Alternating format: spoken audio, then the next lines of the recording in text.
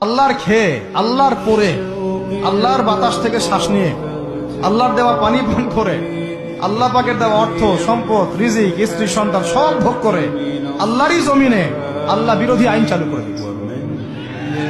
এই মানুষই একটা হতভাগা প্রাণী। মন খারাপ করেন না, আমার কথা রাগ করেন না, এগুলো বাস্তব।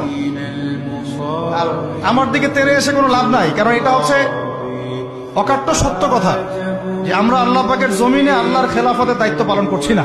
আল্লাহর খেয়ে, আল্লাহর পরে, আল্লাহর বাতাস থেকে শ্বাস নিয়ে, আল্লাহর দেওয়া পানি পান করে, আল্লাহ পাকের দেওয়া অর্থ, সম্পদ, রিজিক, স্ত্রী, সন্তান সব ভোগ করে আল্লাহরই জমিনে আল্লাহ বিরোধী আইন চালু করে দিচ্ছে। এই মানুষই একটা হতভাগা প্রাণী। মন খারাপ করেন না, আমার কথা রাগ করেন না, এগুলো বাস্তব।